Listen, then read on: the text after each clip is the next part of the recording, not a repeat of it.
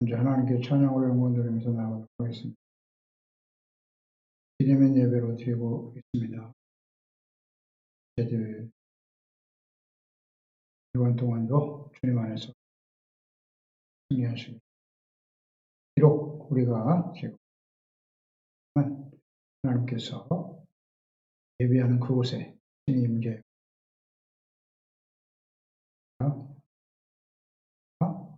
찬송가 620장 620장 진행되겠습니다.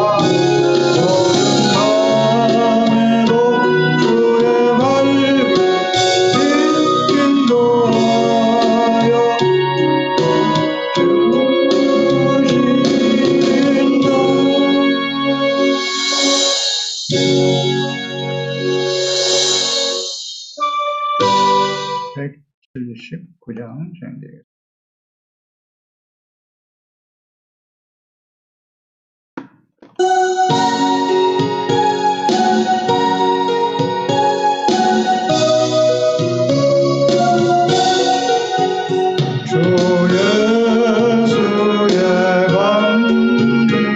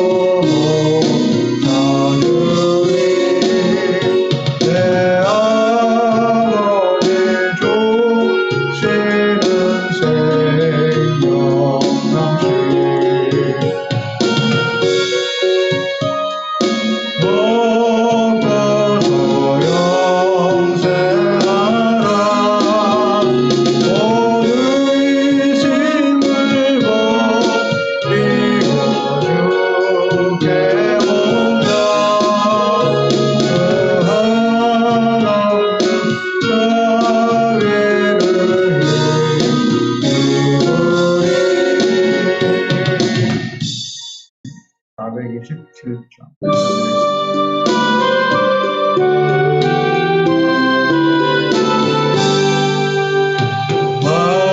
망가란 사람 복이 있나니 천국이 그의 곳이요 눈에 동하는 복이 있나니 그들이 위로를 받으리라.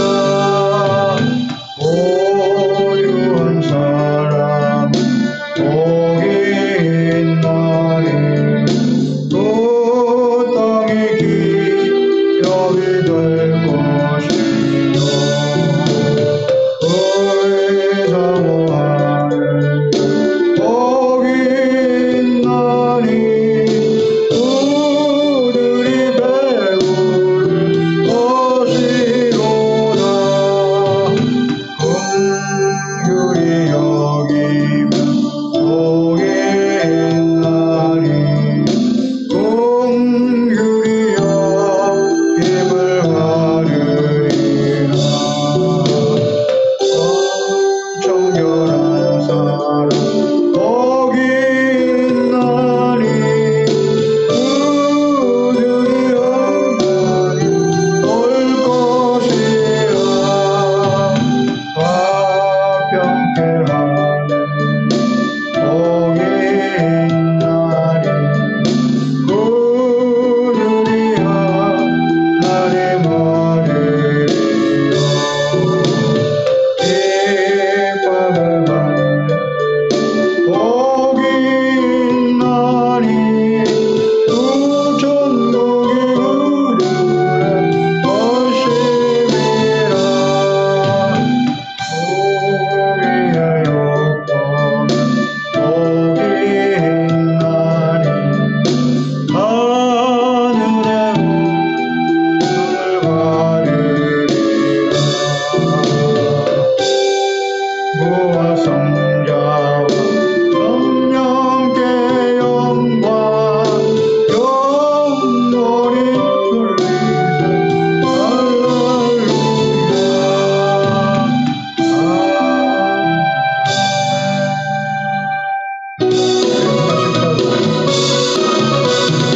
오랫동안 모든 죄 가운데 빠져도록 기가 말라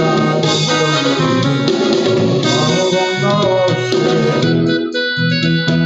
하나님의 자녀 지금 되었네. 그의 그 사랑 알려 먹도다 찬송할지어다 예수의 공로. 그의 그 사랑 알려 먹도다 찬송할지어다 예수의 공로. 그의 보혈로서 정결하게 신 죄악에서 떠난 몸이 되었고 세상 근심으로 간 곳 없어진 하나님의 빛이 영화롭도다. 그의 그 사랑 알려 먹도다 찬송할지어다 예수의 공로. 그의 그 사랑 알려 먹도다 찬송할지어다 예수의 공로. 그의 깊은 잠과 전 세상의 꿈을 어서 깰지어다 나의 주님 은혜 받을 날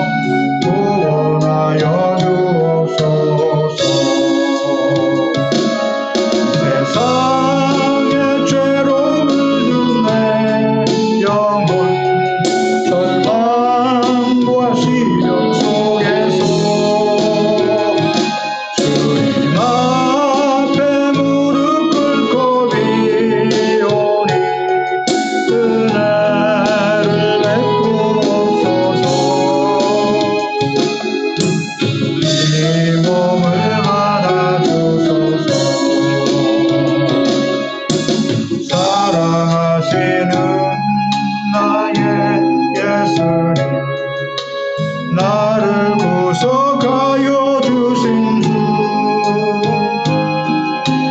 믿음 소망 사랑 주시며 내게 은혜 베푸셨네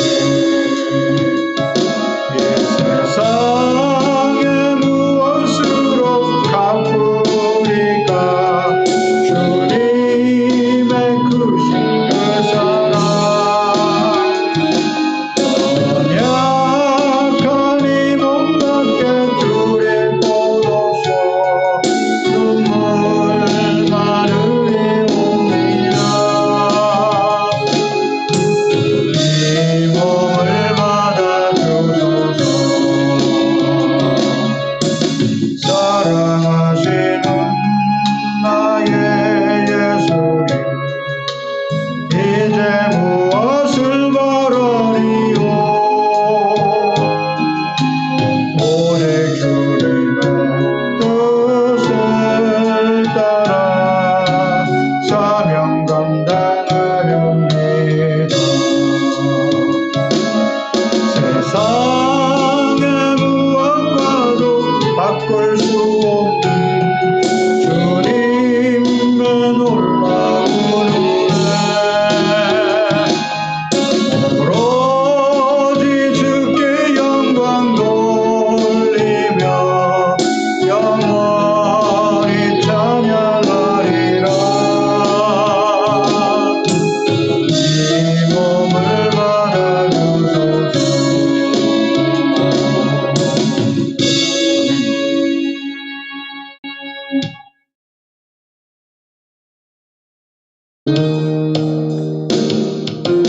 예수 가장 귀한 그 이름 예수 언제나 기도 들으사 오 예수 나의 손 잡아주시는 나의 귀한 그 이름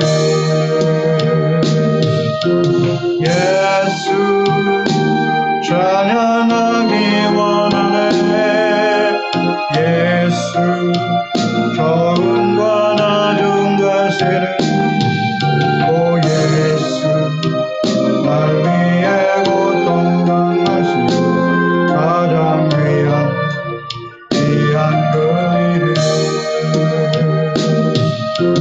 예수 왕의 왕이 되신 예수 당신의 끝없는 사랑 오 예수 목소리 높여 찬양해 가장 귀한 그 이름 예수 왕의 왕이라신 주 예수 당신의 끝없는 사랑 오 예수 목소리 높여 찬양해 가장 귀한 그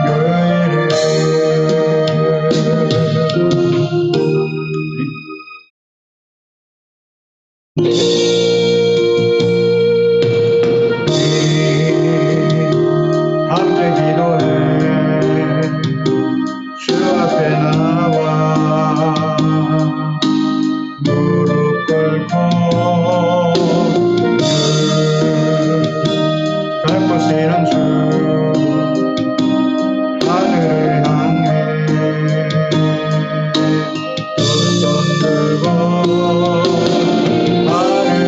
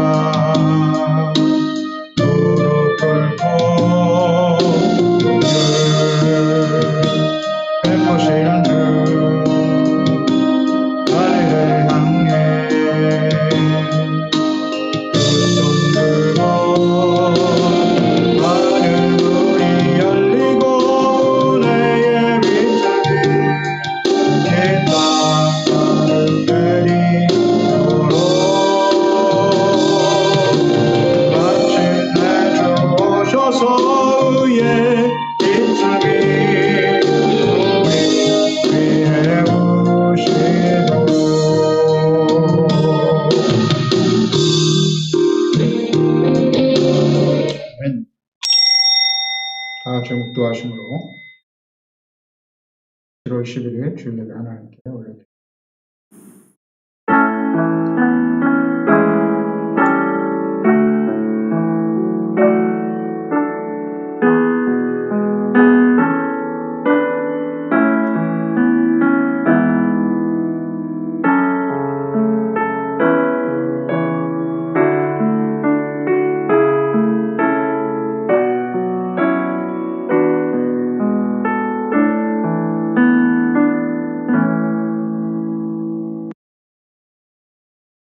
그러므로 너희 마음의 허리를 동이고 근신하여 예수 그리스도께서 나타나실 때에 너희에게 가져다 주실 은혜를 온전히 바랄지어다.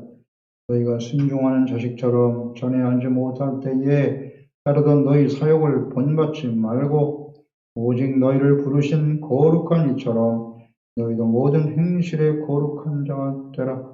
기록되었을 때 내가 거룩하니 너희도 거룩할지어다 하셨느니라. 외모로 보시지 않고 각 사람의 행위대로 심판하시는 이를 너희가 아버지라 부른즉 너희가 나그네로 있을 때에 두려움으로 지내라. 아멘.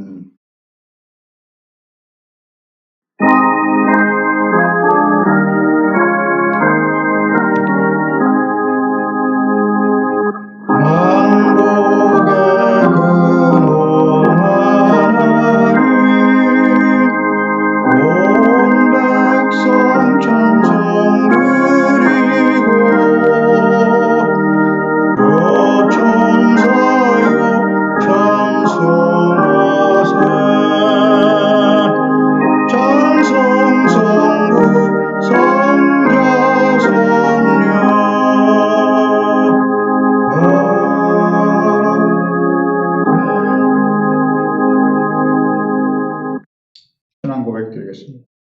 전능하사 천지를 만드신 하나님 아버지를 내가 믿사오며 그 외아들 우리 주 예수 그리스도를 믿사오니 이는 성령으로 잉태하사 동정녀 마리아의 본디오 빌라도에게 고난을 받으사 십자가에 못 박혀 죽으시고 장사한 지 사흘 만에 죽은 자 가운데서 다시 살아나시며 하늘에 오르사 전능하신 하나님 우편에 앉아 계시다가 저리로서 산 자와 죽은 자를 심판하러 오시리라. 성령을 믿사오며 거룩한 공회와 성도가 서로 교통하는 것과 죄를 사하여 주시는 것과 몸이 다시 사는 것과 영원히 사는 것을 믿사옵나이다. 아멘. 찬송가 455장 찬양드리겠습니다.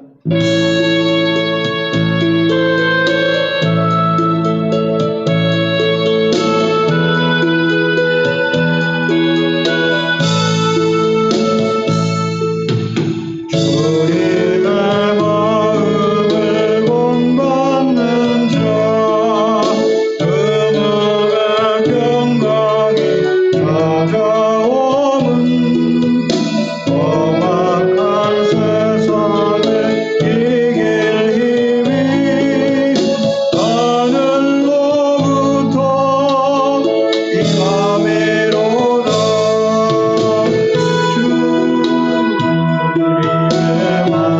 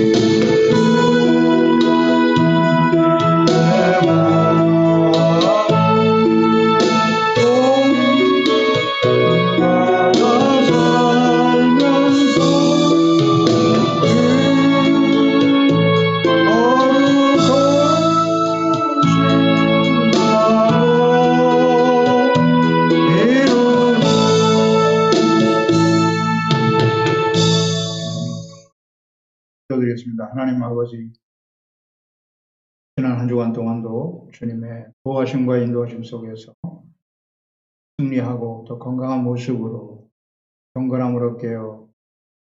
주님을 바라볼 수 있게 하시고, 오늘도 거룩한 주님의 날에 하나님 앞에, 비록 우리가 비대면으로 예배를 드리지만 하나님의 거룩한 임재하심 앞에 살아계신 하나님, 신이 우리 가운데 예배 가운데 임재하여 주시고 우리의 심령을 새롭게 하시고 우리의 마음을 새롭게 하여 주셔서 개혁하고 악한 세대를 살아가는 저희 하나님의 뜻을 바르게 분별하여 주님을 섬기는 저희들이 되기를 하나님 앞에, 말씀 앞에서 우리의 온전하지 못한 모습을 주님께 자백하고 여전히 이기적이고 교만하고 때로는 욕심에 이끌려 살아갈 때가 오직 주님의 영광을 위해서 나 자신을 위해서 자기를 위하여 살아가는 하나님의 말씀을 듣고도 불순종하는 일도 있고 하나님의 말씀에 무지하여 내 생각과 뜻대로 스스로의 자기 확신에 빠져서 살아가는 저희들의 모습이었음을 주님 의식하는 신앙, 위선적인 신앙의 모습을 예수님이 얼마나 미워하시는가를 우리는 잘 오늘도 우리가 드려지는 예배, 또 우리의 신앙의 모습들이 주님을 섬기는 우리의 모습들이 마음 중심으로부터 주님을 사랑하는 동기가 아니라 은혜에 감사하는 것이 동기가 아니라 공식적인 모습으로 드리고 있지는 않는지 우리 자신을 다시 한번 돌이켜보고 새롭게 하는 시간이 되게 하여 주시옵소서. 하나님이여, 오늘도 간구합니다. 이 시대가 이제 주님의 재림이 임박한 마지막 심판이 임박한 시대로 우리가 살아가고 있습니다. 처처의 전쟁의 소식들과 기근, 또 여러 가지 지진의 소식들, 기후의 변화로 인한 여러 가지 현상들을 우리가 지금 목도하고 있습니다. 무엇보다도 교회가 또 하나님의 자녀 백성들, 종들이 부패하고 타락한 모습 쉽게 볼 수 있지요. 이것이 예수님께서는 말세의 징조라고 하셨습니다. 거짓 선지자들, 이단들이 판을 치고 있는 때가 이때다. 예수 그리스도의 복음이 모든 민족에게 증언되고 온 세상에 전파될 때가 끝이라고 주님 말씀하셨는데 바로 이 시대를 살고 있나이다. 정말 하나님 앞에서 예수께서 주신 이 말씀을 우리가 잘 깨닫고 그냥 듣고 흘려버리는 것이 아니라 어떻게 우리의 삶에 이 마지막 때를 살아가는 지혜로운 성도가 되어질 것인가, 예수님의 제대로 하나님의 자녀로 살아갈 것인가를 한번 깨닫고 돌이키는 결단하는 이 시간이 될 수 있도록 도와주시옵소서.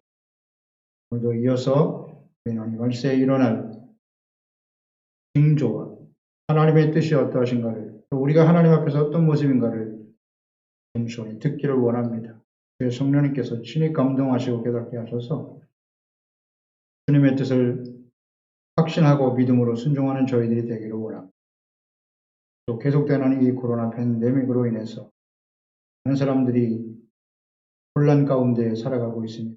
예수 그리스도만이 생명이요 구원이심을 우리의 삶을 통해서 증거되게 하시고 예수 그리스도 안에서 구원받은 저희들도 동일하게 이 혼란 가운데 있나이다. 하나님이 우리 모두가 교만을 버리고 악한 길에서 벗어나게 하시고 나에게 필요한 것들을 구하고 추구하는 삶이 아니라 썩어져 버릴 세상, 땅에 속한 것들을 구하는 것이 아니라 영원하신 하나님, 위의 것, 하나님의 나라, 천국의 소망을 바라보고 우리가 어떻게 하나님의 자녀답게, 예수님의 제자답게 주님을 따르며 섬길 것인가, 죄성, 사명을 회복하는 소중한 기회가 될 수 있도록 성령님께서 감동하시고 깨닫게 하시고 인도하여 주시옵소서.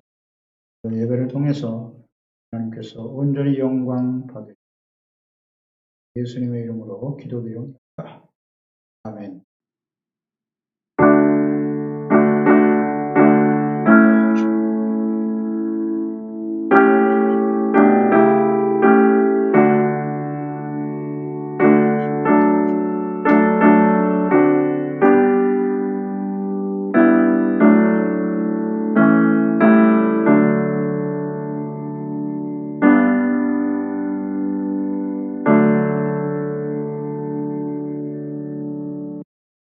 우리에게 주시는 말씀, 은혜 받을 말씀 마태복음 24장 15절에서 28절입니다.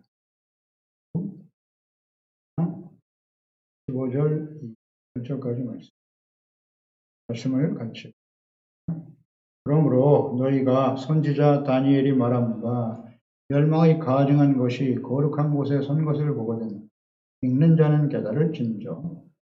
그때에 유대에 있는 자들은 산으로 도망할지어다. 지붕 위에 있는 자는 집안에 있는 물건을 가지러 내려가지 말며 밭에 있는 자는 겉옷을 가지러 뒤로 돌이키지 말지어다.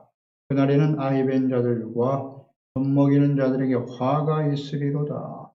너희가 도망하는 일이 겨울에나 안식일에 되지 않도록 기도하라. 이는 그때에 큰 환란이 있겠습니다. 창세로부터 지금까지 이런 환난이 없었고 후에도 없으리라. 그 날을 감하지 아니하면 모든 육체가 구원을 얻지 못할 것이나 그러나 택하신 자들을 위하여 그날을 감.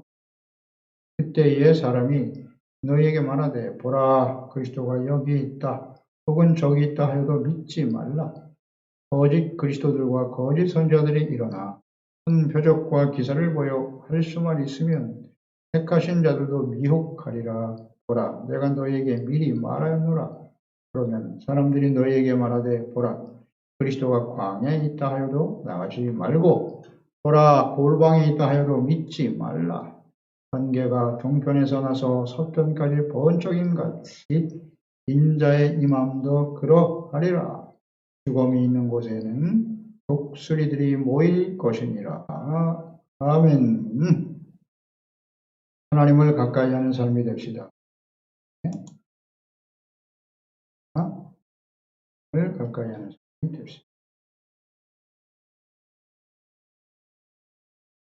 오늘 함께 봉독한 말씀 마태복음 24, 15절에서 28절 말씀 중심으로 다가올 가장 큰 환난을 대비하라 이런 제목 함께 오늘 나눕니다. 예루살렘 성전의 파괴 또 세상 끝날에 있을 징조는 무엇인가에 대한 그 제자들의 질문에 대해서 예수님께서 답변하심으로써 마지막 환난 때 일어날 징조가 무엇인지 예수님께서 직접 말씀해 주셨습니다. 먼저 당시 예루살렘 성전이 파괴될 것이다. 돌 위에 돌 하나 남지 않을 것이라 하셨죠. 로마에 의해서 멸망을 당했죠. 또 그 이후에 여러 가지 징조들은 모든 시대에 나타나기도 했지만 오늘날 이 징조들이 아주 뚜렷하게 나타나고 있음을 볼 때 지금이 바로 마지막 때임을 알 수 있습니다.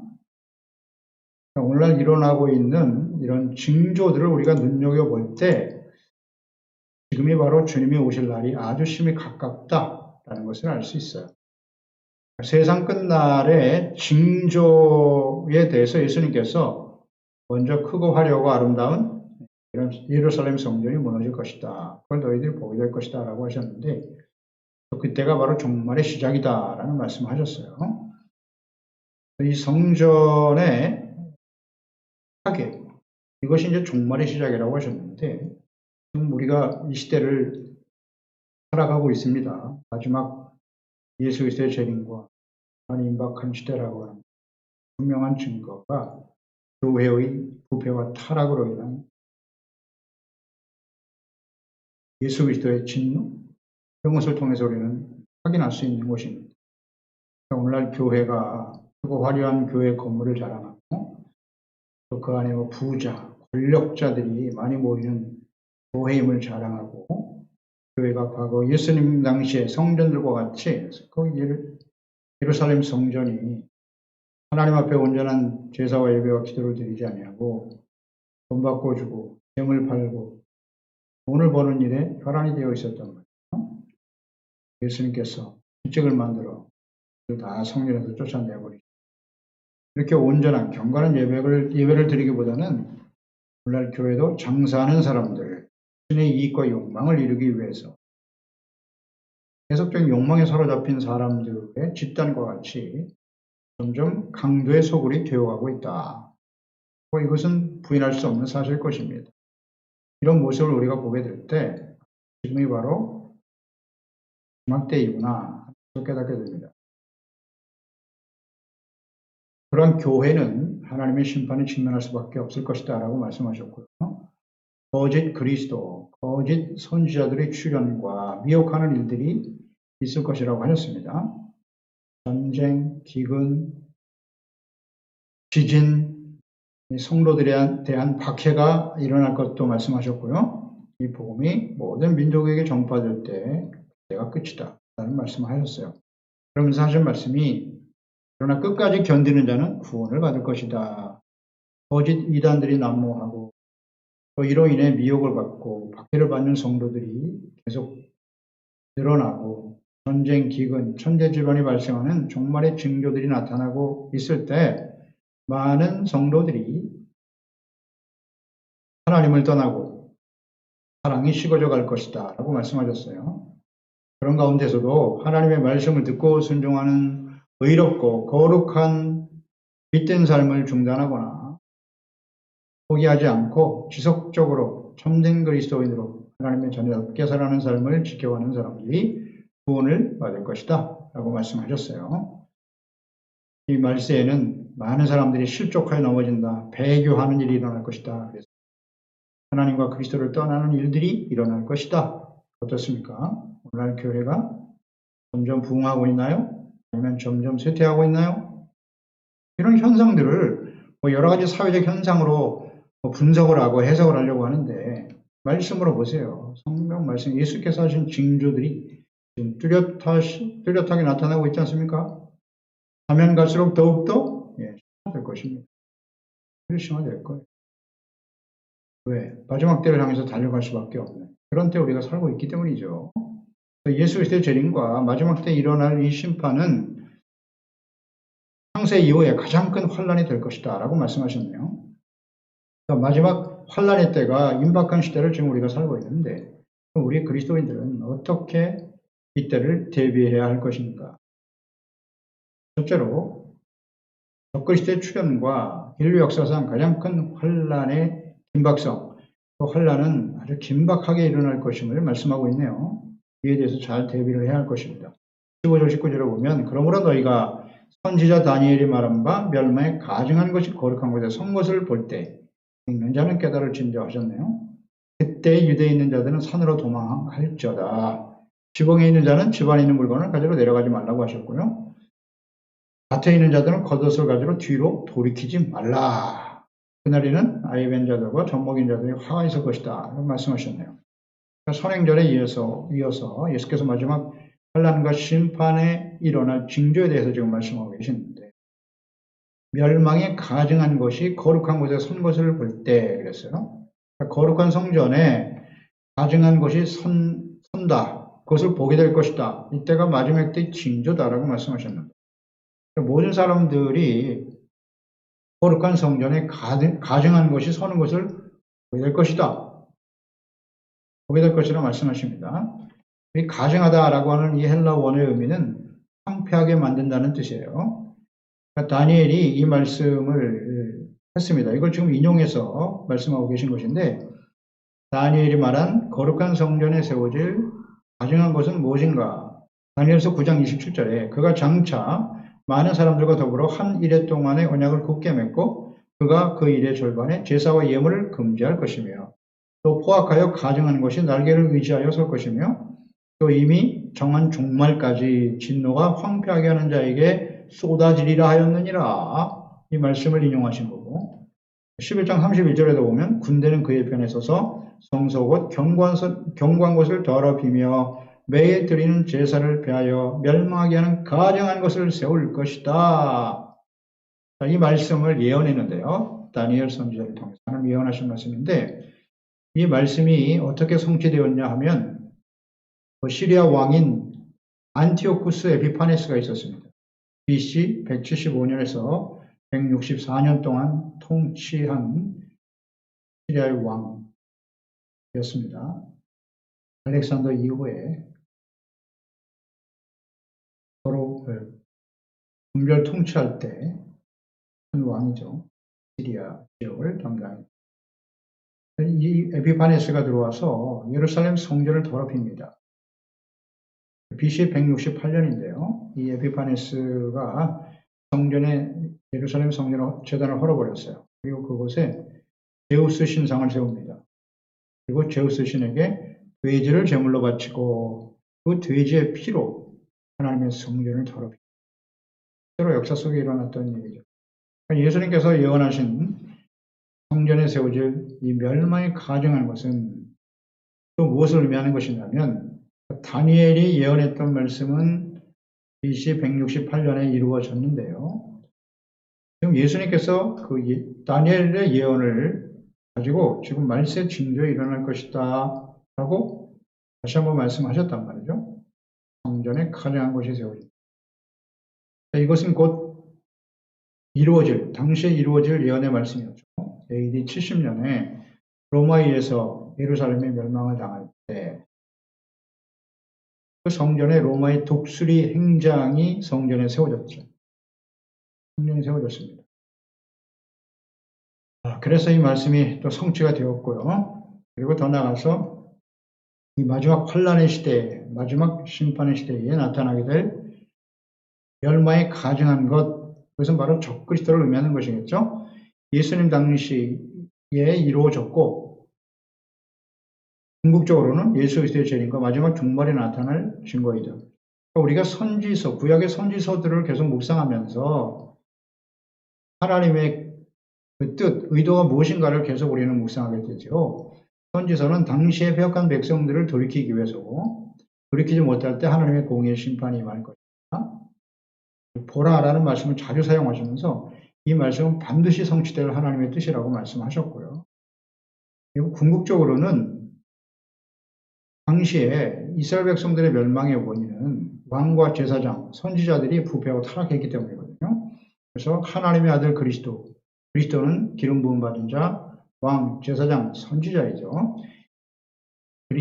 예수님, 하나님의 아들이 직접 그리스도가 되어 왕이 되어 제사장이 되어 선지자가 되어 이 땅에 보내주실 것이다 라는 말씀으로 연결이 되죠. 그리스도를, 메시아를 보내줄 것을 예언하셨고요. 그리고 이것은 마지막 궁극적으로 예수 그리스도의 재림과 마지막 심판으로 연결되어 있어요. 구약의 선지자들도 이미 다 그 말씀을, 하나님의 말씀을 그들을 통해서 증거하셨단 말이죠. 그러니까 예수님께서 그 말씀대로 이 땅에 오셨고, 그 예수님은 또 다시 오실 것을 예언하셨고, 그러니까 서로 연결이 되어 있는 거예요. 이렇게 우리는 묵상을 해야 되죠. 이 마지막 환란의 시대에 성전에, 하나님의 거룩한 성전에 멸망이 가증한 것이 세워지게 될 것이다.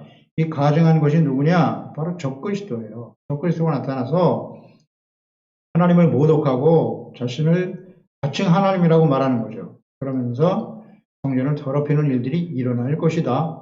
청차 역사 속에 이루어질 일입니다. 사도 바울도 이에 대해서 자세히 기록하고 있죠. 데살로니가 후서 2장 4절, 8절에 보면 그는 대적하는 자라 신이라고 불리는 모든 것과 숭배함을 받는 것에 대항하여 그 위에 자기를 높이고 하나님의 성전에 앉아 자기를 하나님이라고 내세우느니라. 대적하는 자. 8절에 그때 불법한 자가 나타나나니 주 예수께서 그 입의 기운으로 그를 죽이시고 강림하여 나타내심으로 패하시리라. 이 불법한 자, 대적하는 자, 이것이 바로 적그리스도입니다.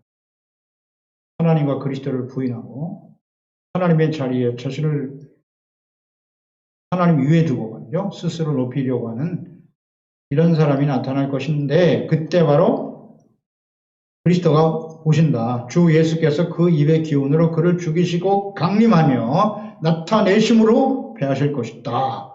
바로 이때가 예수 그리스도의 재림의 때다. 그리고 그 악한 자를 멸하실 것이다 라고 말씀하고 계시네요. 이 적그리스도가 누구냐? 여러 가지 해석을 하고 하는데요. 통합한 유럽을 다스리는 강력한 지도자일 것이다. 이렇게 말하기도 하고요. 여러 가지로 예견하고 있는데, 분명 이 세계를 다스리는 전체 영향력을 미치는 그런 적그리스도가 나타나서 성전을 더럽히고 모독하는 일들이 벌어질 것이다. 읽는 자는 깨달을진저라고 말씀하셨어요. 이 말씀의 의미는 마지막 때에 일어날 하나님의 뜻을 잘 묵상하고 깨닫는 자가 되라 라고 말씀하시는 거예요.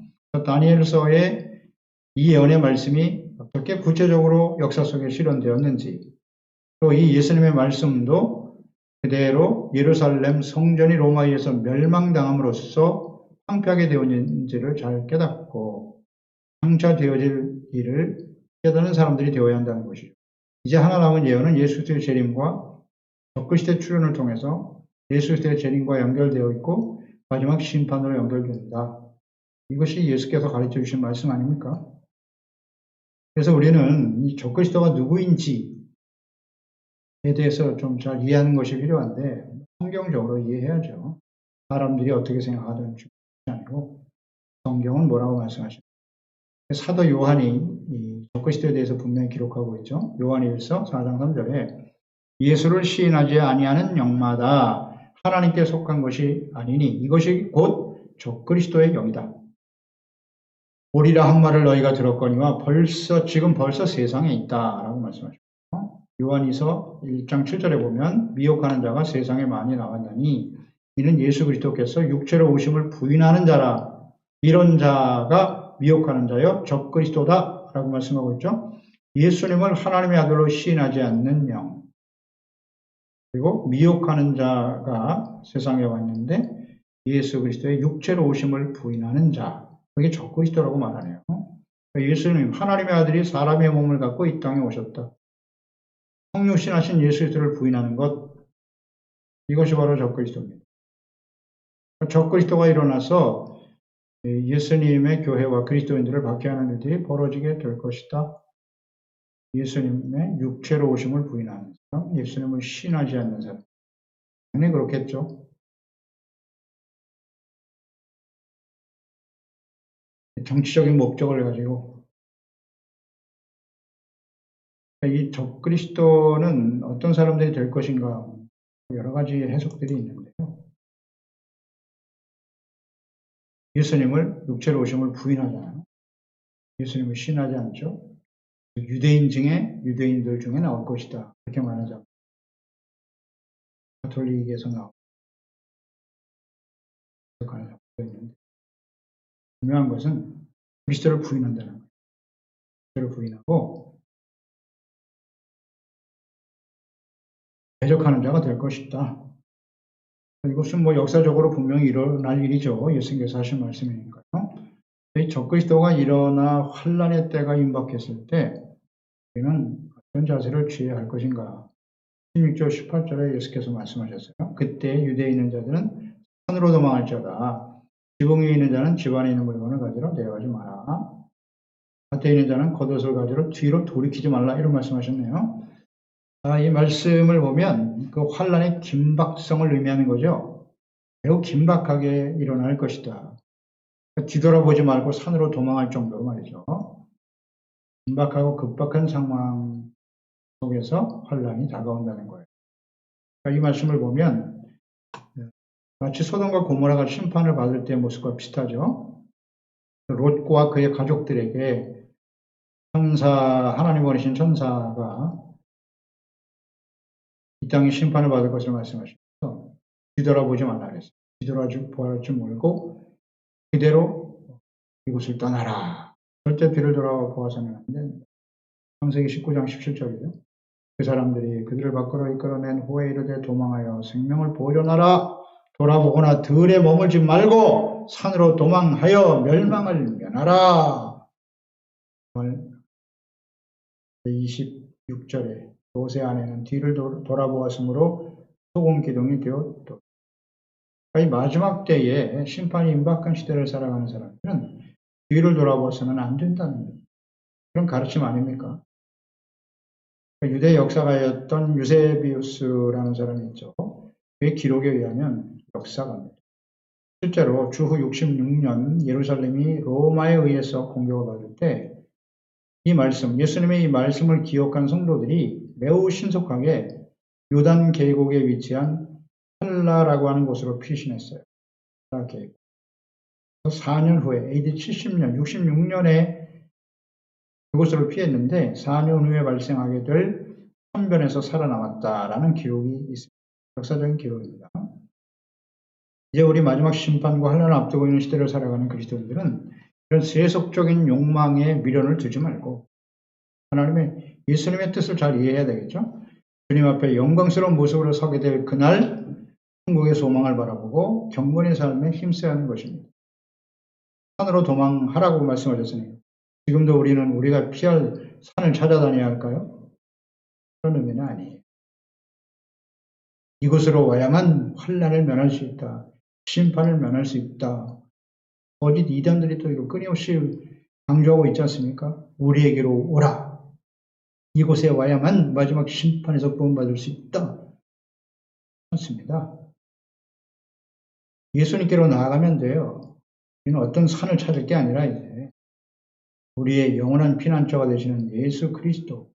뒤를 돌아보지 말라는 게 중요해요. 뒤돌아보지 말고 세속적인 욕망을 따라 살아가는 이 삶을 미련을 버리지 못했던 롯의 아내와 같이 뒤돌아보지 말고 위에서 부르신 푸름의 상을 쫓아 표대를 향하여 달려가야 될 것이고 천국의 소망, 다시 오실 주님과 함께 하는 천국의 소망을 바라보면서 달려가는 사람이 되어야 합니다. 언제나 그래요. 뒤돌아보는 걸 좋아하지 않아요. 하나님께서는 홍해를 건너게 출애굽하고 애굽에서 구원하여 홍해를 건너게 하신 하나님. 오직 약속의 땅 가나안을 바라봐야 되는데 기회가 있을 때마다 광야에 있었던 이스라엘 백성 애굽으로 돌아가자, 애굽으로 돌아가자. 홍해를 갈라 건너게 하시면서 예수의 진을 치신 거 아닙니까? 너희들에게 뒤는 없어. 오직 가나안 땅을 향하여 전진하라. 하나님의 뜻이 아닙니까? 뒤돌아보려고 하니까 가려고 하니까 어떻게 됐어요? 광야에서 다 죽습니다. 그래서 우리는 잘 이해하고 깨달아야 돼요. 우리의 삶이 이 마지막 때를 살아가는 사람은 뒤돌아보면 안 돼요. 히브리서 12장 1절로 2절에 이러므로 우리에게 구름같이 둘러싼 허다한 증인들이 있으니 모든 무거운 것과 얽매이기 쉬운 죄를 벗어버려라. 인내로서 우리 앞에 당한 경주를 하며 믿음의 주에 온전케 하시는 이는 예수를 바라보자. 그는 그 앞에 있는 기쁨을 위하여 십자가를 참으사 부끄러움을 개의치 아니하시더니 하나님 보좌 우편에 앉으셨느니라. 아멘. 믿음의 주에 온전케 하신 예수 그리스도를 바라봐야죠. 지금도 하나님 보좌 우편에 영광스러운 모습으로 서 계신 예수님, 앉아 계신 예수님. 그분이 이 땅에 다시 오실 것이고 우리는 그분과 함께 이기는 자, 열심을 내라, 회개하라, 이기는 자가 되라, 성령인 교회들에게 하시는 말씀을 들을지어다. 그 말씀을 듣고 믿고 순종한 사람들이겠죠. 그런 사람들은 예수 그리스도와 함께 이기는 자는 예수 그리스도가 하나님 보좌 우편에 앉아 계신 것처럼 저희도 나와 함께 보좌 우편에 앉게 하여 주리라 말씀하시잖아요. 약속하셨죠. 이것을 우리는 깨닫고 믿음으로 전진하며 달려. 빌립보서 3장 12절 14절 말씀도 묵상하게 되죠. 내가 이미 얻었다함도 아니요 온전히 이루었다함도 아니라 오직 내가 그리스도 예수께 잡힌 바 된 그것을 잡으려고 달려가노라. 형제들아 나는 아직 내가 잡은 줄로 여기지 아니하고 오직 한 일 즉 뒤에 있는 것은 잊어버리고 뒤돌아보지 말고 앞에 있는 것을 잡으려고 표대를 향하여 그리스도 예수 안에서 하나님이 위에서 부르신 부름의 상을 위하여 달려가노라. 아멘. 뒤돌아보면 안 돼요. 이 땅에 있는 것들은 다 사라져요. 영원한 것은 아무것도 없어요. 내가 무엇을 잃었다고 그동안에 내가 어떻게 주님을 섬기고 어떻게 하나님 앞에 헌신했고 그런 건 중요하지 않아요. 뒤돌아보지 말고 우리는 아무것도 이룬 것이 없다. 위에서 부르신 부름의 상, 우리에게 주신 사명, 정체성, 그리스도인으로서의 온전한 목표와 사명 안에서 천성을 향해서 끊임없이 달려가는 사람들이 되어야 할 것입니다. 구원을 위해서 죄악을 버리는 일에 단호한 결단이 필요하다. 이 마지막 때는 말이죠. 단호한 결단. 끊어내기가 쉽지 않습니다. 세상에서 주는 쾌락, 부와 재산, 더 많은 것을 소유하려고 하는 그 욕망에서 오는 그 쉽게 떨쳐버리기가 쉽지 않아요. 그러나 결단해야 돼요. 이 마지막 때를 살아가는 사람. 우리의 영원한 피난처이시고 생명과 구원이 되시는 예수 그리스도 안으로 피해야 돼요. 예수님만이 피난처다. 어떤 산을 찾을 게 아니라 예수님 안에서의 삶으로 살아가야 한다. 예수님 안에서의 삶이란 무엇입니까? 예수님 안으로 피한다는 의미는 무엇일까요? 예수님 안에서의 삶, 요한 1서죠. 2장 5절 6절. 누구든지 그의 말씀을 지키는 자는 하나님의 사랑이 참으로 그 속에서 온전하게 되었나니 이로써 우리가 그의 안에 있는 줄을 아노라. 주님 안에 살아가는 것은 그의 말씀을 잘 듣고 믿어 순종하는 삶이라고 말씀하고 계시죠. 요한일서 3장 24절에 그의 계명을 지키는 자는 주 안에 거하고 주는 그의 안에 거하나니 우리에게 주신 성령으로 말미암아 그가 우리 안에 거하시는 줄을 우리가 아느니라. 아멘.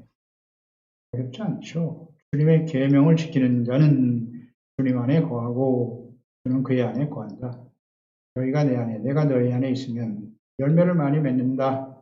열매를 많이 맺으면 내 아버지께서 영광을 받을 것이고 너희는 내 제자가 될 것이다. 우리에게 주신 성령으로 말미암아 그랬죠. 성령의 원인이 되는 거예요. 성령께서 우리 가운데 역사하실. 우리가 하나님의 말씀을 다 잘 듣고 깨달아야 묵상하고 믿고 순종하는 삶으로 이어지게 하시는 분이 성령님이시죠. 그러니까 우리는 말씀 묵상, 기도, 성령님의 인도하심을 따르는 경건의 삶을 계속 실천해 가야 하는 겁니다. 그런 사람들이 영광스러운 모습으로 주님 앞에 서게 되겠죠. 경건, 말씀 묵상, 기도, 성령님의 인도하심. 그 목적이 무엇인가요? 이유는 뭐죠? 왜 이것을 계속해야 되는 거죠? 하나님 앞에 예배드리고 묵상하고 기도하고 목적이 뭐예요? 나의 유익을 위해서? 나의 소원과 욕망을 이루기 위해서?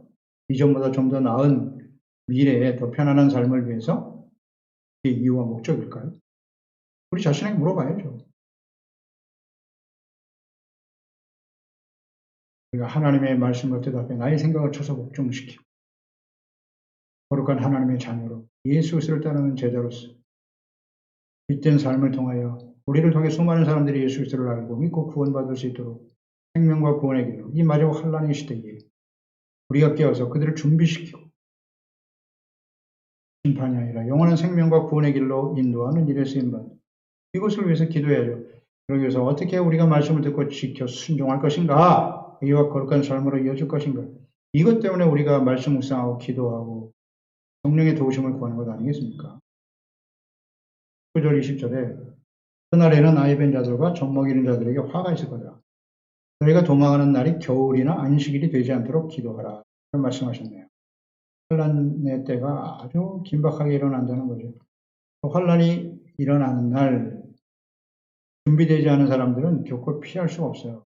긴박하게 이루어지는 것이기 때문에 빨리 피할 수 없는 임산부들이 있죠.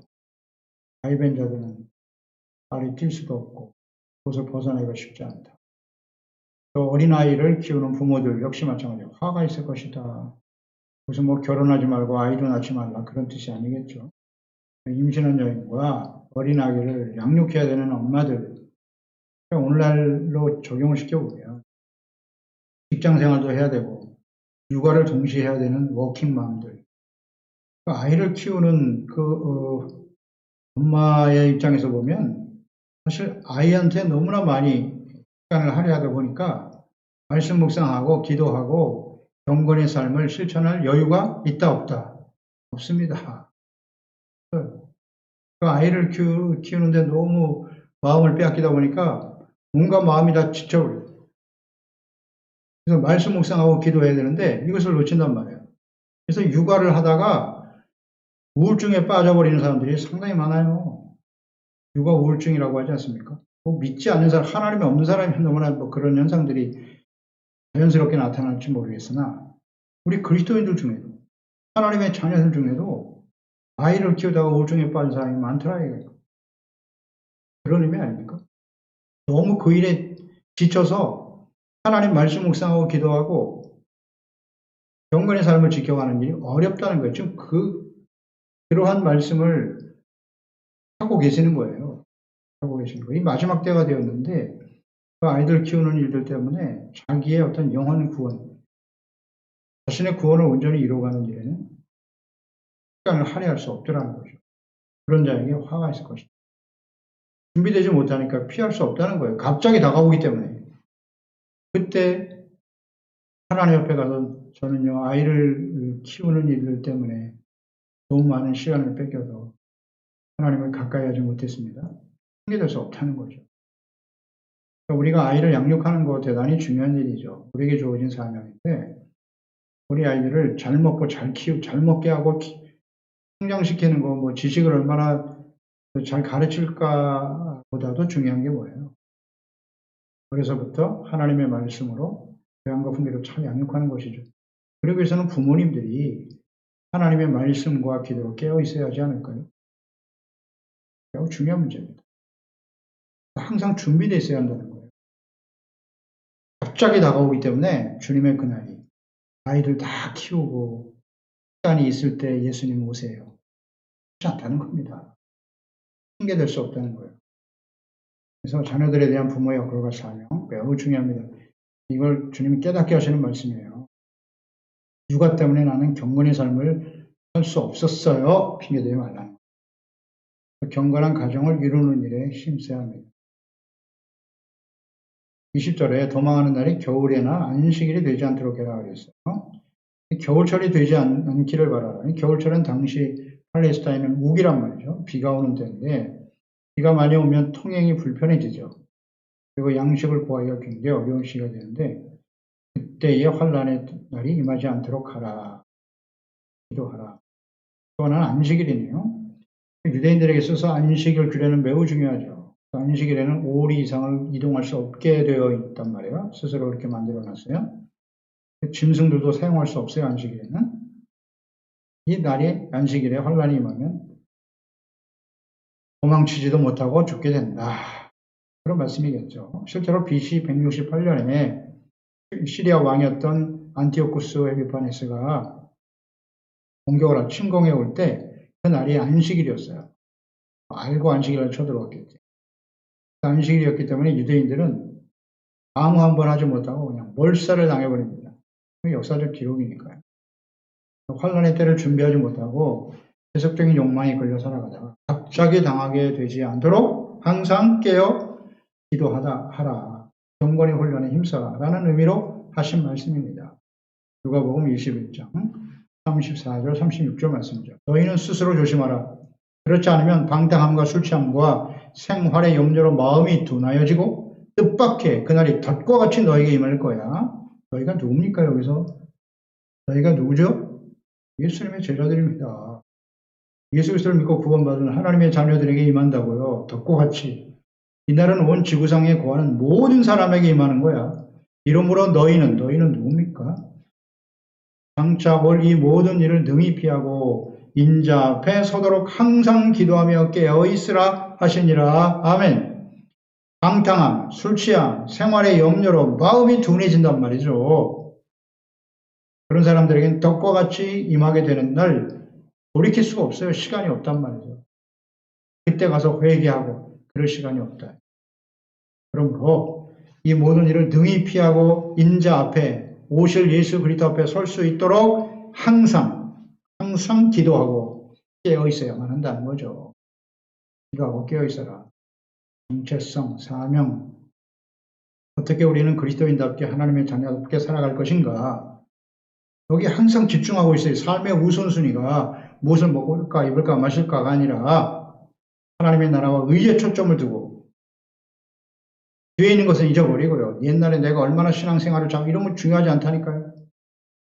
예수 그리스도가 오실 그날을 바라보면서 좌로나 우로나 치우치지 말고 뒤돌아보지 말고 열심을 내고 회개하고 이기는 자가 돼야죠. 죄를 이기고 세상을 이기고 마귀를 이기고 우리 안에 끊임없이 일어나는 욕망을 물리치고 이기고 그러기 위해서 말씀 묵상, 기도, 성령의 충만함과 인도하심을 따라 살아가는 더 중요하죠. 그런데 맨날 자기 욕망만 소원만을 이루어달라고 기도하는 그런 기도가 아니라 하나님의 이름이 거룩히 여김을 받으시고 하나님의 뜻이 하늘에서 이룬 것처럼 이 땅에서 이루어지게 하시고 하나님의 나라, 내 나라가 아니라 하나님의 나라가 임하게 하여 주시옵소서. 심령 속에 우리 가정에 교회에 이 땅에 일어나게 해주세요. 그렇게 기도하고 있나요? 창세 이후로 인류 역사상 가장 큰 환란이 될 것이다. 21절, 22절이죠. 큰 환란이 있을 것인데 창세로부터 지금까지 이런 환란이 없었고 후에도 없다. 전무후무한 큰 환란이 말 것이다. 그날을 감하지 아니하면 모든 육체가 구원을 받지 못한다. 그러나 택하신 자들을 위해서 그날을 감하신다.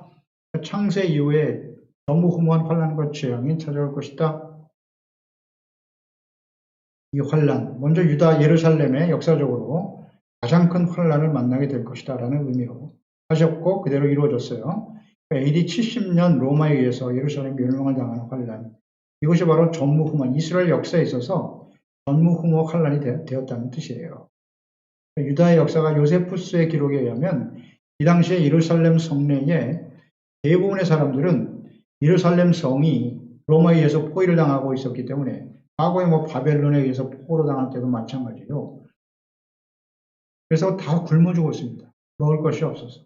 시체가 너무 많아서 장사를 치를 수 없었고 자신의 아이를 잡아먹는 부모들도 있었다라고 역사적으로 기록되어 있어요. 이 말씀은 과거 하나님께서 모세를 통해 주셨던 말씀과 같죠. 신명기 28장 53절에 하나님의 말씀을 듣고 지켜 순종하지 아니하면 내가 적군에게 에워싸이고 맹렬한 공격을 받아 곤란을 당함으로 내 하나님 여호와께서 내게 주신 자녀 곧 내 몸의 소생의 살을 먹을 것이다. 하나님이 말씀하신 거예요. 이대로 될 거라고. 하나님의 말씀을 떠나 지켜 순종하지 않으면 하나님의 자녀 백성답게 살지 못하면 하나님을 버리고 말씀을 버리고 우상 숭배에 빠져 살아가면 이런 일이 벌어질 거야. 이스라엘 역사 속에 계속됐죠. 북이스라엘 요아스 왕 시대죠. 그때도 역시 그 성 안에서 그런 처참한 일들이 벌어졌습니다. 그래서 로마에서 예루살렘 멸망을 당할 때 그때의 죽은 자가 110만 명이라고 하네요. 2000년 전에 110만 명이 죽었다. 포로로 잡혀간 자들이 9만 7천 명이라고 기록되어 있고 많은 희생자가 발생한 이유가 뭐냐? 그때가 바로 6월절이었다고 하네요. 6월절 절기를 맞아서 예루살렘의 유다인들이 다 모여 들어와 있었기 때문이다. 멸망을 당했다. 그리스도를 버린 하나님의 백성들, 언약의 백성 유대인들이 멸망을 당했다. 하나님과 말씀, 예수 그리스도를 버린 하나님의 백성들에게 예수께서 하신 말씀대로 이루어졌습니다. 그리고 이 말씀은 곧 마지막 환란 때에 일어날 일이다. 세상 끝날에 환란, 창세 이후에 가장 큰 환란이 다가올 것이다 라고 말씀하시고 계신데 이것은 누가복음 21장 이하에 말씀하신 것처럼 너희가 장차 올린 모든 일을 능히 피하라 라고 말씀하시면서 이날은 35절이잖아요. 21장 35절에 온 지구상에 거하는 모든 사람에게 임할 것이다 라고 말씀하셨죠. 이제 이 마지막 남은 심판은 온 지구상의 모든 사람이 당하는 거예요. 칼, 기근, 전염병, 전형적인 하나님의 심판의 도구인데 전염병, 코로나 이거 보세요. 전 세계에 퍼져버리잖아요. 이런 일들이 이건 시작일 뿐이에요. 분명 하나님께서 그 마지막 가장 큰 창세 이후에 가장 큰 환란이 일어날 것인데 그 구체적인 내용이 요한계시록 아닙니까? 요한계시록에 자세히 나와 있어요. 이럴 때는 심판으로 시작해서 나팔 심판, 대접 심판. 이 지구상, 온 지구상에 일어날 심판이에요. 한번 재앙이 일어날 때마다 천재지변을 통해서 막 하늘에서 별이 떨어지고 쓰나미가 일어나서 막 섬 전체가 다 사라져버리고 지구의 3분의 1이 죽는다잖아요. 이게 무슨 상징이고 그렇지 않아요. 실제로 일어날 일입니다. 실제로 일어날 일이에요. 자세하게 말씀하고 계신 거예요. 그러니까 창세 이후에 이런 일이 없었단 말이죠. 심각한 일이 벌어질 것이다. 장차 이루어질 일이다. 22절에 그날들을 감하지 아니하면 모든 육체가 구원을 얻지 못한다. 모든 육체라고 했어요. 하나님의 진노의 심판이 시작되면 그건 이제 구원받을 수 없어요. 노아의 때 보세요. 다만 그러나 그랬어요. 택하신 자들을 위하여 그날을 감하시다. 이 말씀의 의미는 환란의 날을 주관하시는 분은 하나님이시라는 거 우리가 알 수 있고요. 주께서 택하신 자들을 위해서 그날을 단축시킨다. 그런 의미잖아요. 택하신 자들을 위해 갚으신다. 이 말은 하나님께서 그 환란의 심판 중에 택하신 자들을 구원하시겠다는 약속이죠. 이러한 주님의 약속, 하나님의 뜻이죠. 노아의 때 일어났잖아요. 노아의 심판 때 모든 사람들의 생각이 약하고 사람 만드신 것을 한탄하실 정도였으니까요. 그래서 불로 심판하실 것을 노아에게 알리셨고 노아와 그의 가족들을 살려주셨죠. 보내주셨어요. 소돔과 고모라는 어떻습니까? 그 심판할 때 역시 아브라함이 소돔과 고모라에 사는 조카 롯을 위해서 중보하며 기도하잖아요. 50명이 있으면 하나님이 심판하시겠습니까? 50명만 있으면 내가 소돔과 고모라 심판 안 하지. 45명, 40명, 30명, 20명, 10명이면요. 10명만 있어도 소돔과 고모라 심판하지 않아. 10명이 없으면 망하는 겁니다. 멸망당하는 거예요. 롯을 생각하면서 기도한 것을 주님이 아시고 불쌍히 여기서 롯과 그의 가족을 구원하시잖아요. 심판하실 때 이렇게 구원의 약속, 택하신 자들을 하나님께서 구원하시는 은혜죠.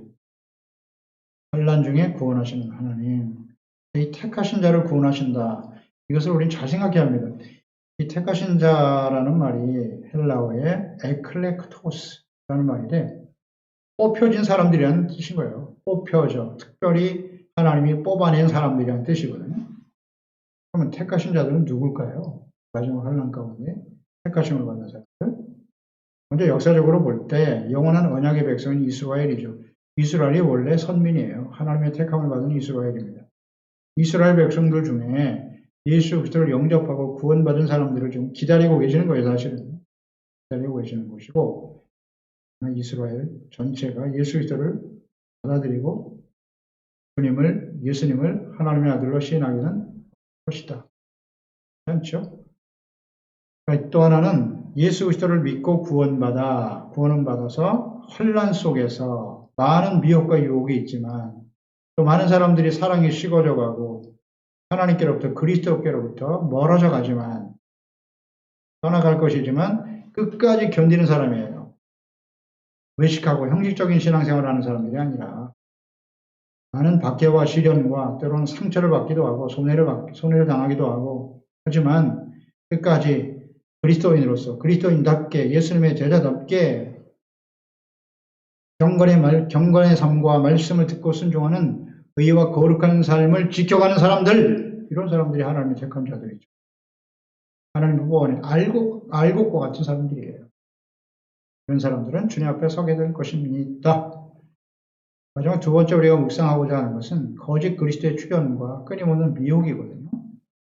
이제 선행절에서도 거짓 그리스도, 거짓 선지에 대해서 주님 말씀하셨는데 23절 24절에 다시 한번 강조하셨어요. 그때의 사람들이 너에게 말하되 보라 그리스도가 여기 있다 혹은 저기 있다 해도 믿지 말라고. 거짓 그리스도들과 거짓 선지자들이 일어나서 큰 표적과 기사를 보여준다는 거예요. 할 수만 있으면 누구를 택한 자들도 미혹하리라. 택한 사람들을 미혹하는 것이 바로 거짓 그리스도, 이단들이죠. 이단들은 불신자들이 아니에요. 교회 안에 있는 그리스도인들을 택한 자들을 공격한다. 그들을 미혹해서 넘어뜨리게 하는 거예요. 정확하게 나와 있잖아요. 거짓 그리스도는 하나님의 아들, 말씀이 육신이 되어 보내심을 받은 예수님만이 그리스도예요. 기름 부음 받은 자, 예수님만이 왕이고 제사장이고 선지자가 되신다. 예수님을 통해서만 죄사함 받을 수 있고 예수님의 말씀만이 진리이고 예수님만이 우리의 주가 되시고 왕이 되십니다. 분명하지 않아요? 그런데 자신들이 스스로를 그리스도라고 주장한단 말이에요. 예수님은 실패했다. 예수님이 사람인 것처럼 나도 사람의 몸으로 이 땅에 보냄받은 내가 그리스도다.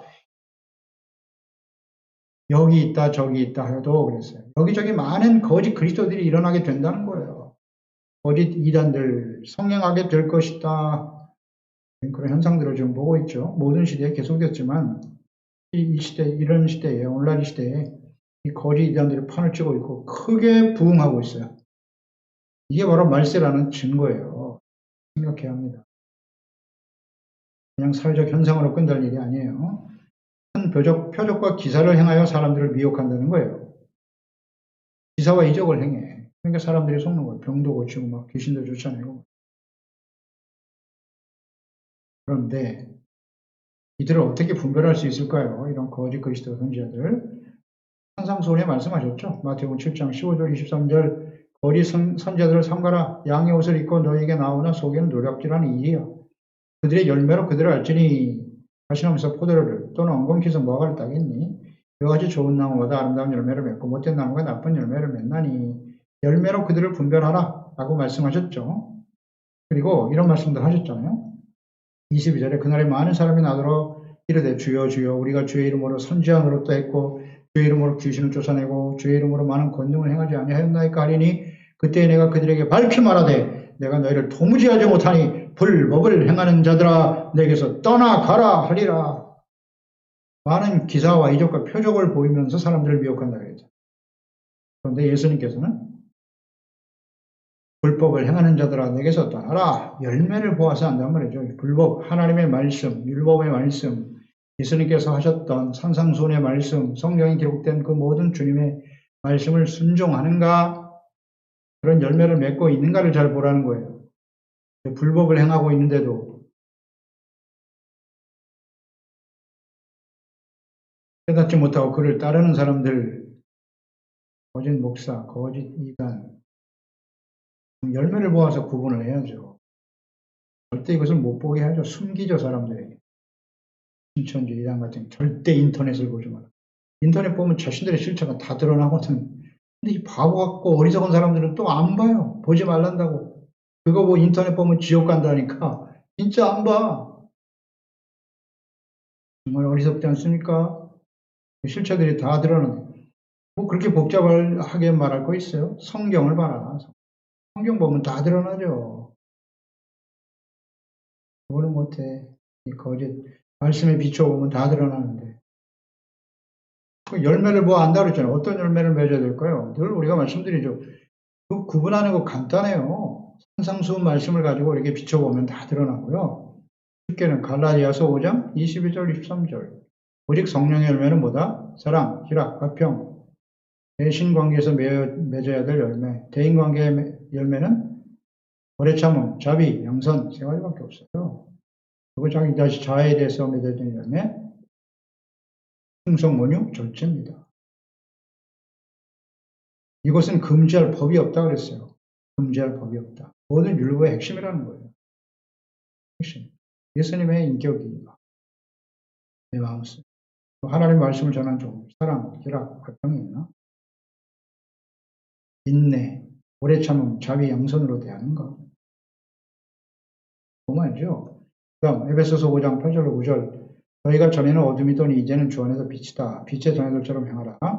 빛의 열매는 모든 착함, 의로움, 진실함에 있다. 이런 열매가 있는지 점검해보면 알죠. 예수님이 다시 오시는데요. 다시 오실 예수님은 추수하러 오시는 거예요. 알곡과 가라지를 구분하기 위해서 오셔요. 알곡을 거두기 위해서 오시는데 그 알곡이 뭐예요? 이런 열매들이죠. 그런 열매들이 있는가? 믿음, 덕, 지식, 절제, 인내, 경건, 형제, 우애, 사랑. 이것이 없는 자는 열매가 없는 자라고 하셨죠? 맹인과 같다. 이런 열매가 있는지를 우리는 끊임없이 점검해 봐야 하는. 우리 자신도 그렇고 예수님이 오실 때 가라지의 비유로 가르쳐 주셨죠. 마태복음 13장 38절 40절에 같은 세상이고 좋은 씨는 천국의 아들들이요 가라지는 악한 자의 아들들이요 가라지를 뿌린 자는 원수요 추수 때는 세상 끝이요 추수꾼은 천사들이니 그런즉 가라지를 거두어 불에 사르는 것 같이 세상 끝에도 그러하리라. 예수님의 전인과 관계없이 알곡과 가라지가 확연하게 드러나고 가라지는 불태워진다. 열매가 얼마나 중요해요. 마지막으로 묵상되는 바는 예수님께서 어떻게 재림하실 것이냐, 어떻게 재림하시는 거에 대한 말씀하셨네요. 20절, 28절에 번개가 동편에 서서 서편까지 번쩍이는 것 같이 인자의 마음도 그러하리라. 죽음 있는 곳엔 독수리가 모인다. 그러니까 예수님의 재림은 하나님께서 정하신 때에 번개가 치는 것처럼 갑작스럽고 놀라운 일이 될 것이라는 거예요. 또 이것은 모든 사람들이 다 볼 수 있는, 눈으로 볼 수 있게 임하실 것이다 라고 말씀하는 거 아니에요? 번개 치는 걸 사람들이 다 볼 수 있잖아요. 그러니까 예수님의 재림은 무슨 신령한 목사나 능력 있는 사람으로 오시는 것이 아니에요. 골방이나 산속에서 은밀하게 오랫동안 수련을 하고 남들을 모르는 자신만이 특별한 계시를 받은 사람으로 오는 게 아닙니다. 여기 다 속는 거잖아요. 내가 하나님께부터 특별한 계시를 받았다고. 성경 말씀에 벗어난 말씀 이후에 다른 계시는 없어요. 근데 여기 다 속잖아요. 모든 사람들이 다 볼 수 있도록, 알 수 있도록 오시는 분이십니다. 계시록 1장 7절 볼지어다 그가 구름을 타고 오시리라. 각 사람의 눈이 그를 보겠고 그를 찌른 자들도 볼 것이요 땅에 있는 모든 족속이 그로 말미암아 애곡하리니 그러하리라. 아멘. 볼 수 있게 온다고 말씀하시지 않습니까? 그래서 어떠한 신령한 지혜와 지식과 예언의 말씀을 받아 가르치고 도덕적으로 훌륭한 인격을 가진 사람이라고 하여도 사람은 결코 그리스도가 될 수 없습니다. 그리스도가 아닙니다. 사람을 그리스도로 믿고 따르는 어리석은 자들이 되어서는 안 되는 거예요. 여기에 다 속는단 말이에요. 막 기사와 이적을 행하거든. 표적을 보여주니까. 그리스도는 예수님 한 분밖에 없어요. 그분은 십자가에서 죽으시고 부활하여 지금 하나님 앞에 계십니다. 오늘 나는 보혜사 성령을 보내주셔서 하나님의 말씀, 복음의 말씀을 듣게 하시고 깨닫게 하시고 지켜 순종하는 의롭고 거룩한 깨어있는 하나님의 자녀로 살아가게 하시는 겁니다. 28절 죽음이 있는 곳엔 독수리들이 모일 것이다. 예수님의 재림이 독수리가 죽음이 있는 곳에 모이는 것과 같은 모습으로 임하신다는 거예요. 그 의미는 뭘까요? 예수님은 산자와 죽은 자를 심판하기 위해서 오십니다. 우리가 신앙 고백할 때마다 외우죠. 저리로서 산자와 죽은 자를 심판하러 오시리라. 죽은 자는 어떤 사람들일까요? 예수 그리스도를 거부하고 믿지 않는 사람들이죠. 또 죄를 용서받지 못한 사람들이에요. 그런데 안타까운 것은 교회 안에도 교인들 중에도 죽은 자들이 있다는 거잖아요. 제 얘기가 아니죠. 하나님의 말씀. 요한계시록 3장 1절. 하대 교회의 사자들에게 마지막 심판이 임박한 시대의 교회잖아요. 교회의 사자들에게 편지하라. 하나님의 일곱 영과 일곱 별을 가지시니가 이르시되 내가 내 행위를 아노니 내가 살았다 하나 하는 이름은 가졌으나 죽은 자로다. 누가? 교회가. 하대 교회. 교회가 죽은 자래요. 우리가 예수 믿고 구원받았는데요. 영원한 생명을 얻었는데요. 근데 그 교회 안에 있는 교인들이 죽었다, 죽은 자라고 말해요. 이름은 살았다, 살았다는 이름을 가졌으나 죽었어. 이 죽음이라는 게 뭐, 그리스도인들이 죽었다? 무슨 뜻이에요? 좀 더 구체적으로 적용해 볼게요. 로마서 8장 4절 이하에 육신을 따르지 않고 그 영을 따라 행하는 우리에게 율법의 요구가 이루어지게 하려 하시느니라. 육신을 따르는 자는 육신의 일을, 영을 따르는 자는 영의 일을 생각하니 육신의 생각은 뭐다? 사망. 영의 생각은 생명과 평안이니라. 사망이란 어떤 죽은 사람은 어떤 사람이에요? 육신의 생각을 따르는 사람이겠죠. 육신의 생각은 무엇입니까? 하나님과 원수가 돼요. 하나님의 법에 굴복하지 아니할 뿐만 아니라 할 수도 없습니다. 8절에 육신에 있는 자들은 하나님을 기쁘게 할 수 없느니라. 만일 너희 속에 하나님의 영이 거하시면 너희가 육체에 있지 아니하고 영에 있나니 누구든지 그리스도의 영이 없으면 그리스도의 사람이 아니다. 육의 생각을 하고 있단 말이죠. 육신의 생각이 사망이에요. 육체의 생각은 무엇이냐? 갈라디아서 5장 19절에 찾으세요. 묵상해 보면 나타나죠. 성령의 열매가 아닌 그 모든 것은 육체의 일들이에요. 이것이 곧 사망이라고 해요. 그런데 중요한 것은 우리 안에 육신의 정욕과 안목의 정욕이 서로 레시스트를 하고 있다는 거예요. 서로 대항하고 싸우고 있다는 거예요. 성령 충만해야 이 육체의 일들을 이길 수 있어요. 우리가 예수 믿고 구원받아 나 하나님의 자녀가 되었다. 의롭다함을 얻었어. 영생을 얻었어. 그럼 우리 안에 육체 생각이 있어요? 없어요? 육체의 정욕을 따르려고 하는 생각이 있습니까? 없습니까? 이걸 시인해야 될 거 아니에요. 인정해야 될 거예요. 근데 우리는 없어. 그러므로 우리가 생각하고 행동하는 것은 다 의롭다? 이게 거짓입니다. 이런 게 이단 아닙니까? 구원파. 이런 생각을 가진 사람들이 오늘 교회 안에 팽배해 가더라. 계속화를 합리화시키는 겁니다. 이거 그대로 내버려 두면 죽은 자가 되는 거예요. 가라지가 됩니다. 열매가 없어. 열매가 없어.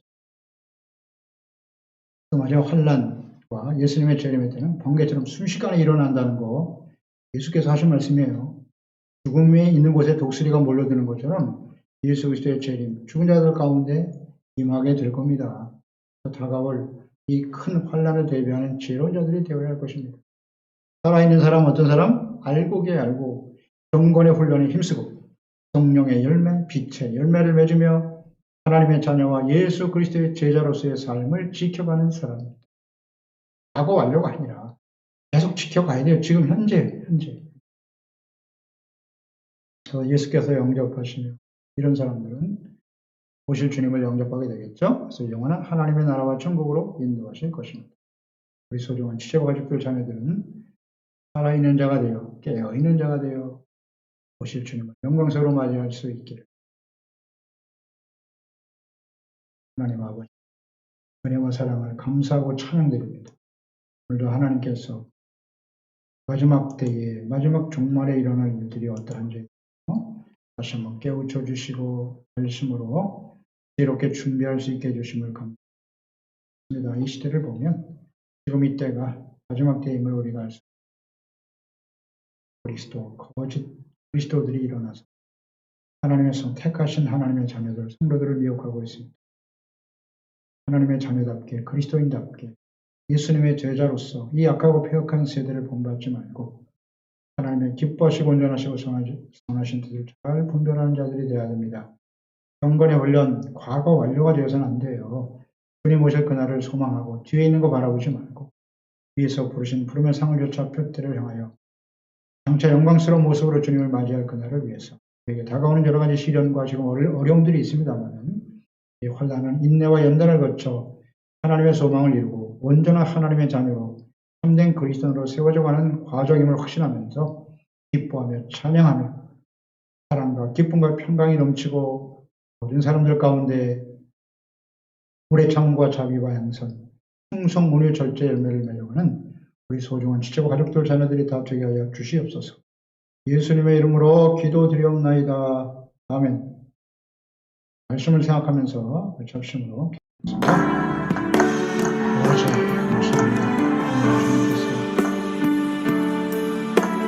말씀을 주셨습니다. 이 말씀을 통하여 다시 한번 저희들이 이 마지막 때를 살아가고 있음을 깊이 깨닫게 하시고 온전한 모습으로 주님을 섬김에 따른 우리 모두가 되어지기를 간절히 기도합니다.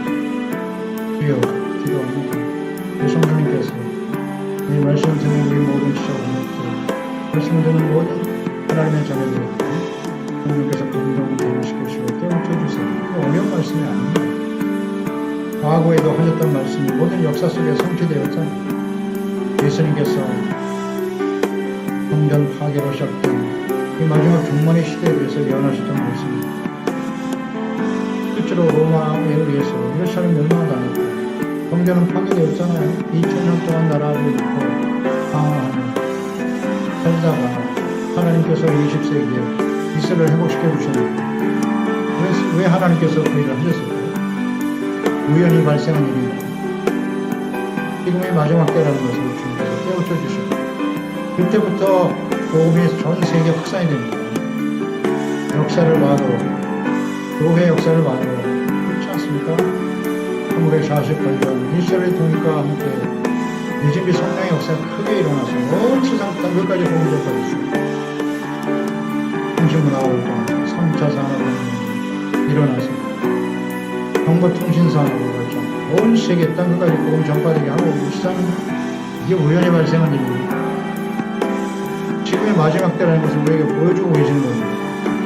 우리는 코로나 팬데믹이라고 하는 심각한 지구 전체 모든 사람들이 당하는 혼란과 시련 가운데 직면해 있죠. 이런 일들이 우연히 발생하는 일일까? 재앙의 시작이다 라고 말씀하시죠. 요한계시록의 말씀들은 그냥 상징이고 우리가 잘 알 수도 없는 말씀입니까? 그리고 심판이잖아요. 그것이 교회에서부터 시작되는 것임을 주님이 아시니까 교회들 향해서 외치고 계시는 거 아닙니까? 우리가 어떤 사람이 되어야 마땅한가? 잘 생각하게 하세요. 예수님은 산자와 죽은 자를 심판하러 오실 거예요. 알고 막 가라지를 나누기 위해서 오시는 거예요. 알고 온 거두어 천국 참고 주님과 함께 영원한 천국으로 들어가게 되는 것이고 가라지가 남아서 이 땅에 하나님의 심판 가운데 참하게 되겠죠. 창세 이후에 이와 같은 혼란이 없을 것이다. 심각한 일이 벌어지겠죠. 우리는 잘 압니다. 요한계시록에 자세히 기록하셨습니다. 이런 날이 지금 아주 임박해 있다는 거죠. 근데 우리는 이것을 다 인식하지 못하고 눈앞에 있는 것들만 급급해하며 살아간다고 기다려보지 말라고 하셨어요. 번개가 치는 것처럼 갑자기 급박하게 긴박하게 일어난다는 사람. 준비되지 못하면요, 이 일에 참여할 수 없다는 거예요. 그러므로 매일매일 하나님의 말씀, 이 마태복음 24장, 25장, 이 말씀들을 잘 우리가 듣고 깨달아야 됩니다. 이거 정말 이 시대에 우리가 반드시 드려야 될 말씀이거든요. 이 말씀을 듣고 확실히 깨달아서 우리 소중한 지체와 하였고, 이 말씀을 듣는 저희들만큼은 다 준비되고 영광스러운 모습으로 주님을 맞이할 수 있었으면 좋겠습니다. 제발 좀 주여 이 말씀을 좀 듣게 해주시고 깨우쳐 주시옵소서. 주여 사모하는 영혼들이 될 수 있도록 좀 도와주세요. 아무리 외쳐도 듣는 사람이 없습니다. 아무리 외쳐도 듣는 사람이 없습니다. 가깝습니다. 주여 감사합니다. 우리 소리는 지체가 더럽히는 이 말씀을 듣고 지혜롭게 준비되어 그냥 앞에 설 수 있는 우리 모두가 될 수 있도록 주여 도와주시고 주여 예수님께서 깨워주시고 예수님의 이름으로 기도드립니다.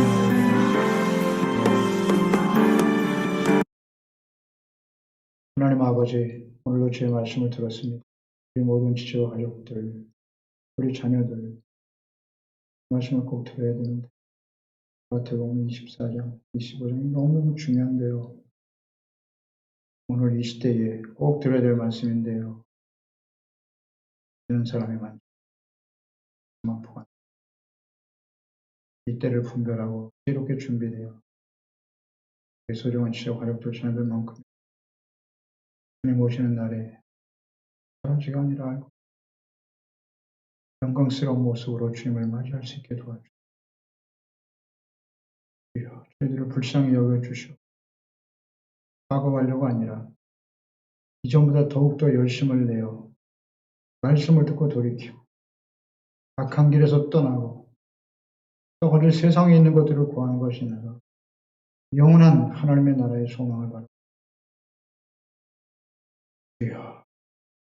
저희들 함께 믿음을 지켜가며 정체성과 사명을 지켜가면서 되어 기도하는 소중한 우리 모두가 될 수 있도록 도와주시옵소서. 그래서 예수님 오시는 날 영광스러운 모습으로 주님 앞에 설 수 있게 도와주시옵소서. 막연하게 신앙생활하면 안 됩니다. 예수 믿었으니까 천국 가겠지. 예수님 앞에 서게 되겠지. 이런 막연한 생각을 가지면 안 됩니다. 철저하게 하나님의 말씀 중심으로 말씀 앞에서 성령님의 인도하심을 따라 경건의 삶을 지켜가는 사람, 그게 살아있는 사람이 한 자들이 되어 한 사람도 낙오되거나 실족하는 사람 없도록 지켜 예수님의 이름으로 기도드립니다.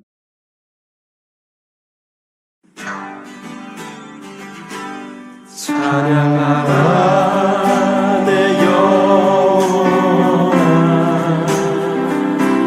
찬양하라 내 영혼아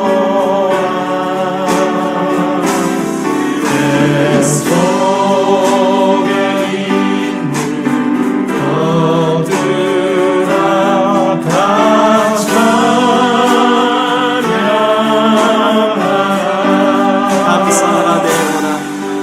감사하라 내 영혼아 감사하라 내 영혼아 내 속에 있는 것들아 다 감사하라 기뻐하라 내 영혼아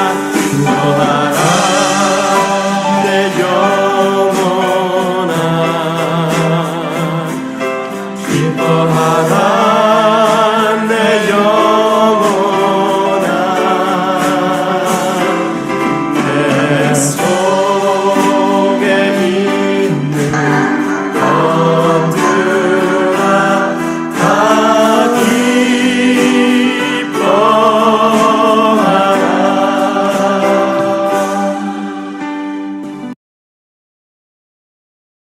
지금은 우리 주 예수 그리스도의 무한하신 은혜와 아버지 하나님의 영원하신 사랑과 보혜사 성령님의 함께 하시고 가르쳐 주시고 깨닫게 하시고 실천하게 하시며 인도하시고 충만케 하시니 오늘도 하나님의 예수께서 직접 말씀하신 이 말씀의 징조들 이것을 분명히 우리가 깨닫고 우리가 지금 직접 목도하고 경험하는 바 아니겠습니까?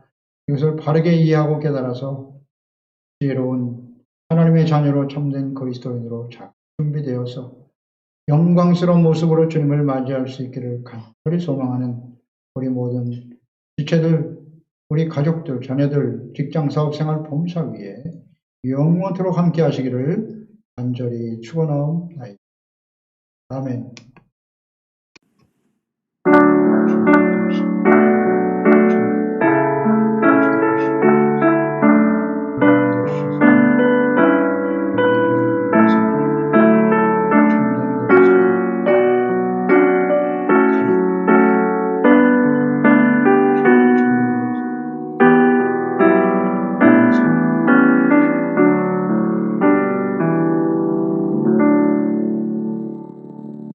네, 이곳으로 주로 11일 예배 마치도록 하나님께 영광을 올려드리겠습니다. 할렐루야.